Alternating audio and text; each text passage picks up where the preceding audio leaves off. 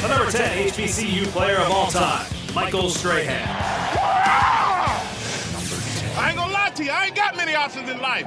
This is what I was built for. I know I'm fine as a mother, but I was built to play football. That's what my mentality is. Michael Strahan is a guy that built his career brick by brick. Here's a kid that spent most of his youth in Germany, and then he goes to Texas Southern, which is not exactly a powerhouse. At tiny Texas Southern, Strahan was a powerhouse and was drafted in the second round. The Giants have selected Michael Strahan, defensive end, Texas Southern. And he just willed his way through all of these different stages of life to end up being one of the greatest pass rushers of his generation. He was clearly one of the best, if not the best of his era, and I think by far the best two-way defensive end post Reggie White. When he gets on that football field, he talks real greasy to you. All day long. Your boy can't touch me. You know that. You can't touch me. And it's so funny because he's such a nice and gregarious guy. I have nothing to say. If get out of my face, let me play. It's my first game back. It's making me nervous. But on that field, you are not trying to see that cat, man. He would tell you, I'm gonna whip your ass coming up on this next series.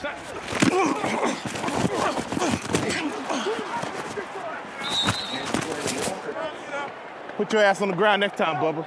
Guaranteed. Strahan is so good, he could make a sack through the gap in his own teeth. Super athletic guy, was a front four guy who didn't look too big, but just athletic and strong, and he was great. And it's intercepted by Michael Strahan. Touchdown! For 15 seasons, Strahan called New York home. Before being elected to the Pro Football Hall of Fame in 2014.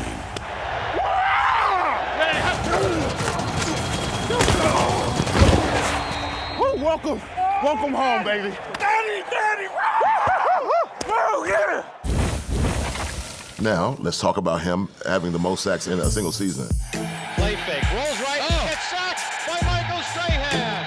It's a new record. Michael Strahan, 22 and a half sacks, breaks the mark held by Mark Gastineau, set in 1984. We know Brett Favre laid down, but that's okay. Yeah, he deserves the record as long as you give Favre an assist on that. Is it me, or as he went down, he didn't tap him to get the tackle? He slipped a $20 bill in his helmet. That's weird. I was at that game. When the quarterback walks into you and then kneels down, it's not a real sack. It was a two-hand touch sack, too. It wasn't even a real tackle. The number 9 HBCU player of all time, Art Shell. When you think of Art Shell and you start ranking these players from historically black colleges and universities, Art Shell at number 9, you can make a strong case that it's way too low. Number 9, yeah, you're probably putting him a little low there. Yeah, he's way too low because this is one of the great American football lives of all time. This guy does not get enough credit. He started for 14 straight years for the Oakland Raiders. Let that sink in. I would almost want to put Art Shell a little bit higher because not only was he a great offensive lineman, obviously a Hall of Famer, but he became a pretty exceptional coach, too. He is a Hall of Fame player. He's one of the greatest offensive linemen ever. I'm a little surprised he's not in the top 5. Because he was a great player and broke all types of barriers in the coaching and executive realm. Art Shell ranks among the greatest offensive linemen no matter what list you put up. Art Shell was a guy who was amazing from the word go. A guy from Maryland State, now Maryland Eastern Shore, to play on a small college level like that and accomplish so much with such brutality and physicality, paving the path for those Raiders teams. He's one of the all-time greats. A member of the Pro Football Hall of Fame, Art Shell was an 8-time Pro Bowl selection, a 2-time Super Bowl champion, and was voted to the NFL's All-Decade Team of the 1970s. You know, when you put the silver and black uniform on, you get such a surge of energy. Art Shell blocking in front of you essentially takes away half the pass rush or more, because how are you going to get to the quarterback when Art Shell's in front? pound for pound, maybe the strongest left tackle in NFL history. John Madden called Art Shell the smartest player I ever coached. The combination of technician and mauler that he was, really special. Top 5 offensive lineman of all time. I don't care what list you're talking about. I don't care what era. Art Shell has to be mentioned as one of the all-time greats. Not only was he a dominant player of one of the NFL's iconic teams at one of the heights of their power, but he transitioned that into being a head coach for nearly a decade as well. It's a great pleasure to be here. I'm really excited about this. It's coming home. It's coming home to finish what I started. Art played such a significant role. The great Hall of Fame player, obviously, first African-American coach in the modern era. These are contributions that transcend just on-field contributions. I just need a little bit more from you, from what I saw. Because of what he did, not just as a player. One thing you got to understand is the only way to play this game is you got to get down in the dirt and get nasty. Let's go. But a pioneer as the first black head football coach in the NFL in modern days. All we got to do now, man, is just go out there and knock the hell out of him, okay? I put him right at the top of my list. I think as a coach and a player and somebody like that, I think that he might deserve a little bit more consideration. For number 8, HBCU player of all time, Jackie Slater. When you hear Jackie Slater and you think of him, you think of excellence. If you tell me that someone played 20 years in the NFL, I'm impressed. When you tell me they were 20 years as an offensive lineman, I almost lose words. Jackie Slater excelled for 20 seasons. What more did he have to do to get higher on this list? Most football fans and historians and people of some level of intelligence would know what Jackie Slater meant to the NFL. Jackie Slater may be the best pure right tackle in NFL history. When Eric Dickerson came into the league in 1983, he set the NFL single-season rushing record for a rookie. The following year, he set the NFL single-season rushing record. He's got it at a brand new single-season rushing record. And a big reason why was because of the offensive line of the Los Angeles Rams, and Jackie Slater was a huge part of it. Dickerson pops it up the middle of the 40, to the 30, to the 20, to the 10, to the 5, touchdown! It was like deja vu for me because I played with Walter Payton in college, and I remember when the scouts would come down to Jackson State, they figured the guy was having some success because of someone. After blocking for Walter Payton at Jackson State, Slater was drafted in the 3rd round in 1976 and helped the Rams' running game flourish for 2 decades. Blocked for so many good running games. He blocked for Charles White. When Charles White had all of those yards in 1987, a guy named Elvis Peacock managed 4.7 yards per carry behind Jackie Slater's line. Who is Elvis Peacock? When you talk about longevity in professional sports, that's a huge thing. He's playing against Terry Bradshaw in the Super Bowl, then blocks for Eric Dickerson, then ends up blocking for Jerome Bettis. Jerome Bettis, the rookie out of Notre Dame, like lightning into the end zone. Think about that. And to continue to do your job for 2 decades at one position, and at that position, puts him in a whole different category. I mean, Jackie Slater's longevity is ridiculous. And he was so good, he played for the Rams in the LA Coliseum, Anaheim Stadium, and Busch Stadium. This is a guy that came up in the 70s and left in the 90s. The number 7 HBCU player of all time, Doug Williams.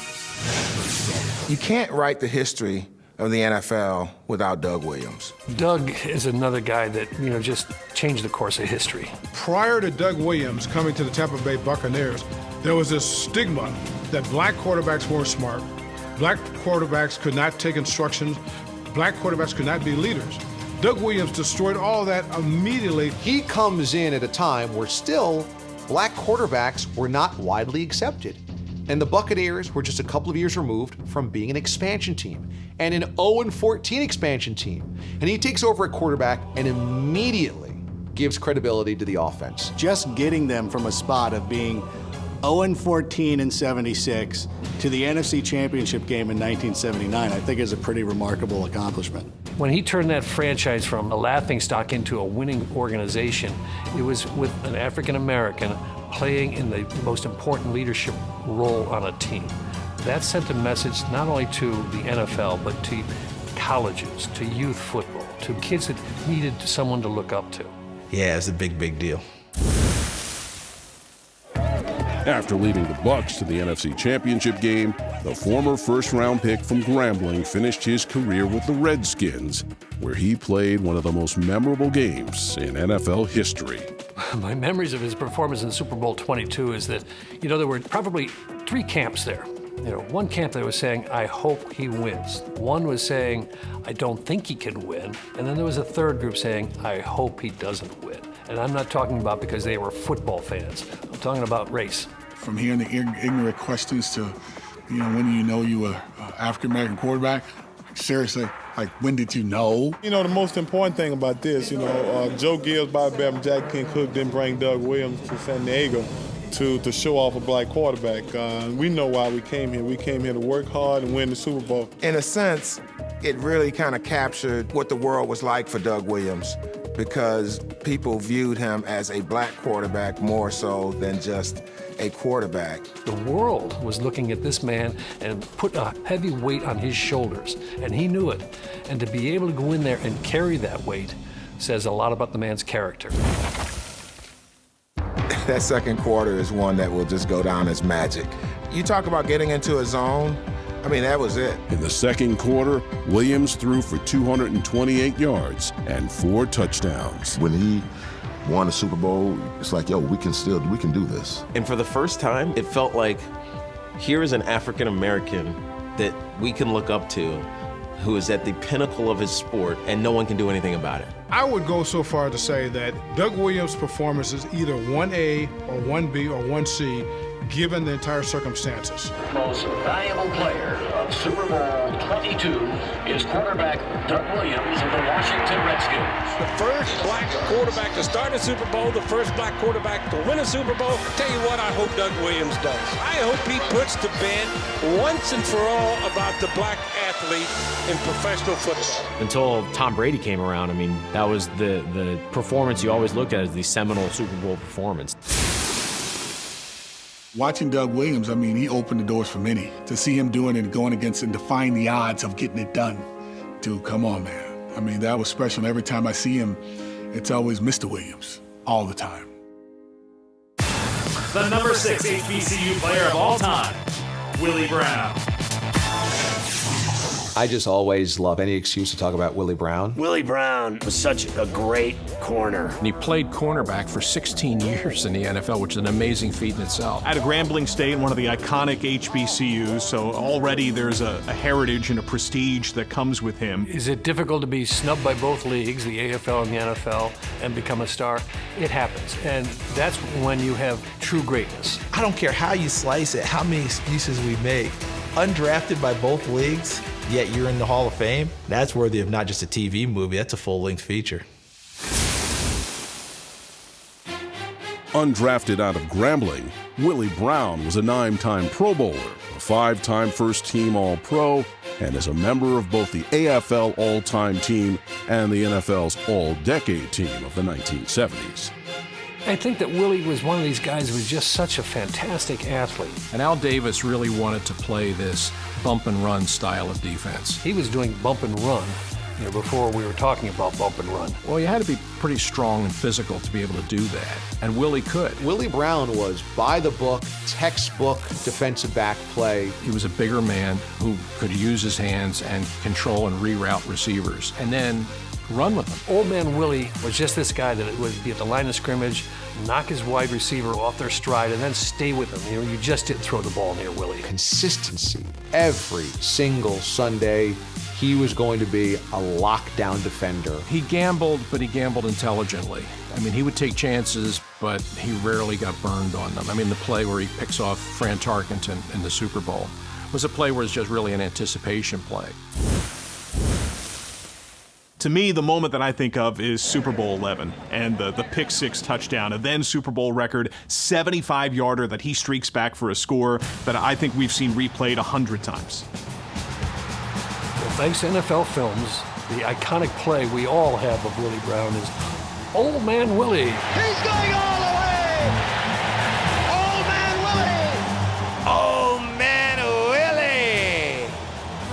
it's just like one of the greatest NFL films, sound bites, moments, pieces of footage ever. The camera is just looking right at his face, you know, every little contortion and every emotion that he's running through. Look at the Oakland Raiders joining him. They're coming off the bench. They're mobbing him down in the end zone. That was one of the great things that the Sables did with NFL Films, is they really made football personal. If you're going to take one signature play for Willie's career, that's probably it. And it sort of combines everything there, is the great anticipation, the daring, and then the ability to pull it off. And now, the number 5 HBCU player of all time, Willie Lanier. Willie Lanier was as heavy a hitter as you'll find. Well, his nickname was Contact, so that kind of gives you an idea. Good shape, baby.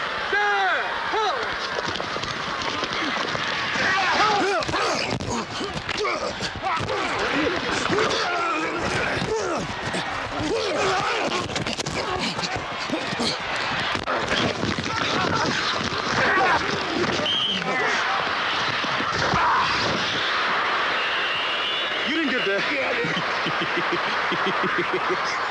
He was a contact player. Willie Lanier put the fear of God in you. I mean, he was as big as some defensive linemen. And when he would come up and fill the hole, believe me, he filled the hole. His hits were so impactful, so violent, that he was one of the few players of that era that got extra padding from the team, but not inside his helmet, outside of his helmet, to help the opponent receiving the blows that he would give them. He was absolutely dominant. Quarterback of the defense and a team leader that was extremely well respected. Whatever the assignment called for as a middle linebacker, he could do it.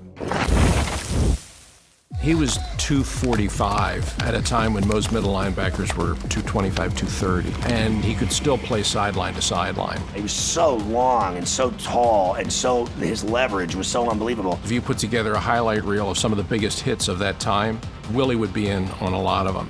A second-round draft pick out of Morgan State, Willie Lanier was an 8-time All-Pro and was named to the NFL's 75th anniversary all-time team. I think of his style of play as being this crouched position kind of where he would explode. And when he would explode hard. When he got to a ball carrier, it wasn't just a tackle, it was an explosion. At the time, I don't know that the world was realizing what a milestone event that was when Willie Lanier became an African-American starting at middle linebacker. That's the quarterback of defense. There was a perception at the time that certain positions required more intelligence and maybe black players weren't up to it. Willie Lanier proved that theory wrong, one of the smartest and most important defensive players in his era. To have a black player play middle linebacker and play not just as a starter on a team, but on a world championship team, a Super Bowl championship team, is as historic, I think, in the game as a quarterback, like Doug Williams winning the Super Bowl.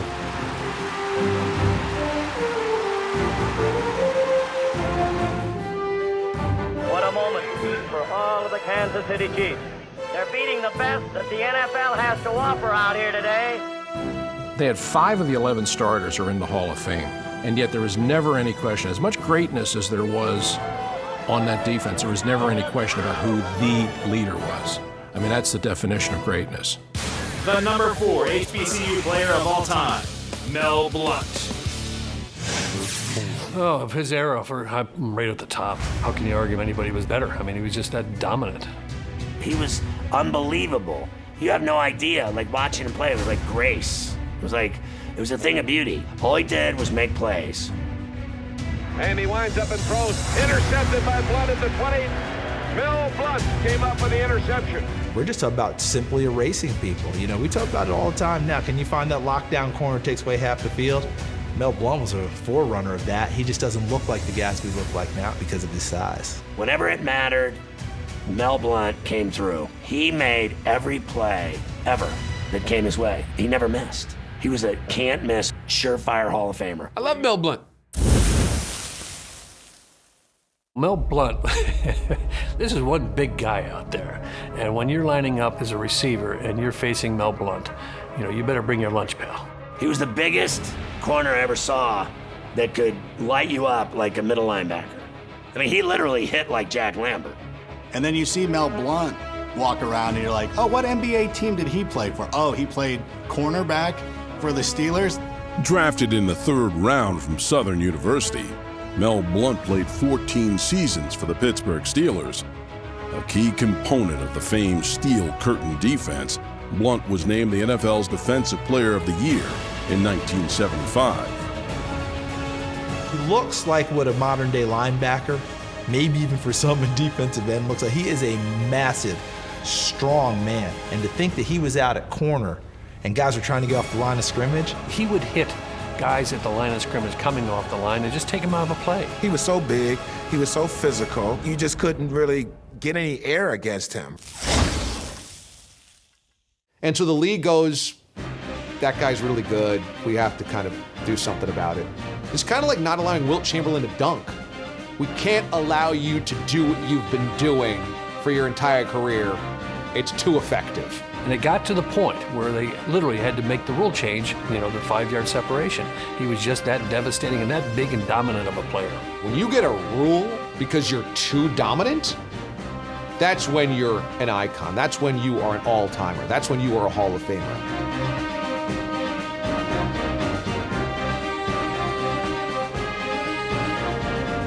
Might as well call it the Mel Blount rule because he did it. You talk about a rule being made and named after you, that kind of tells you how good you are, right? Mel Blount was a game changer, Hall of Famer, playmaker, touchdown maker, hitter. I'd let Mel Blount sleep with my wife. The number 3 HBCU player of all time, Deacon Jones. It starts with the eyes. When you can just intimidate people with your eyes, then you've got something going there. I love Deacon Jones because I'm scared of Deacon Jones. When you think about Deacon Jones, you think of a guy that is the epitome of being an intimidator. Deacon Jones was also in that violent gentleman's club. And Deacon literally put the fear of God into whoever he played against. I love Deacon Jones because Deacon Jones haunts my nightmares. Those dudes like that, man, they can't make those anymore. I didn't invent it. I didn't invent the hit slap. I perfected it, okay? Rembrandt didn't invent painting either. The signature definition for Deacon Jones was the head slap. Anytime you go upside a man's head, they have a tendency to blink their eyes or close their eyes, and that was all I needed. Drafted in the 14th round out of Mississippi Valley State, Deacon Jones dominated for 14 seasons, and many believe he is the greatest defensive end of all time. Deacon Jones was as dominant a defensive lineman as the game's ever going to see. The Deacon is Reggie White before Reggie White. To me, Deacon Jones was probably the greatest defensive end to ever played the game. What I loved about Deacon Jones, it was like, I'm gonna walk up to you and just slap you and just show you can't do nothing about it, and by the way, I'm gonna make the play. That's why I love watching old NFL films. And you were like, good God, man, this dude he's just gonna hit anybody. When you look back at film and watching these guys, could they play in the modern NFL? Deacon Jones would excel today. He would actually be one of the best players of all time, even if he played right now. And Dave Jones is in to drop him for a 17-yard loss. Deacon Jones, I'm gonna slap you, and you can't do nothing about it.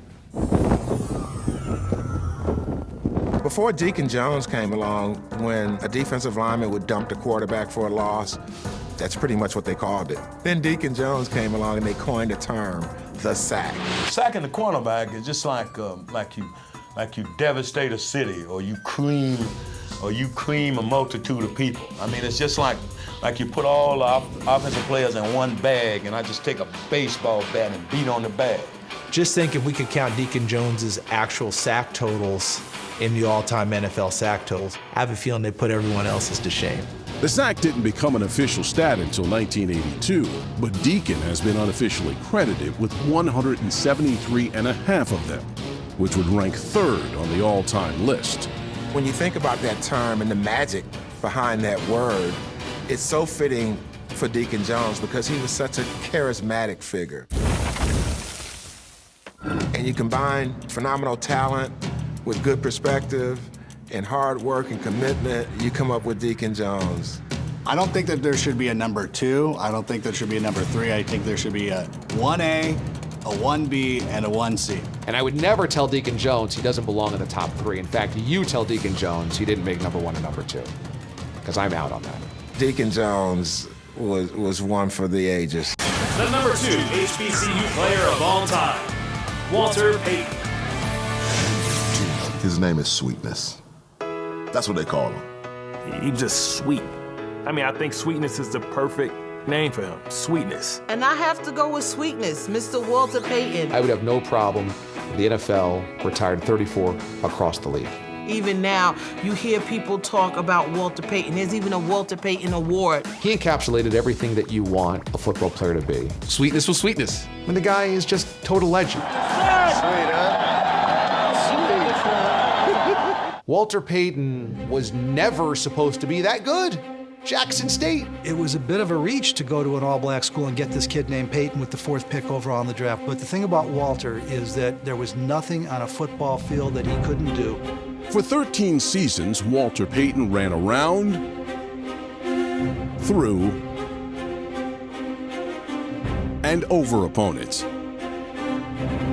A member of both the 1970s and 80s NFL All-Decade teams, number 34 retired as the league's all-time leading rusher. High formation, quick pitch to Walter, looking for the record, cuts back, he's got it, he's out of the 25 to the 26-yard line. Walter Payton becomes the National Football League all-time leading rusher, surpassing Jim Brown.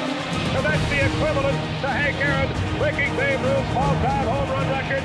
Walter Payton is the best of all time. He is the GOAT. He was just so smooth the way he was coming out of those cuts. Walter Payton was the best athlete to ever play the position. This is a player that combined skill, agility, and grace with the ability to run straight down your throat. You see him accelerate through people.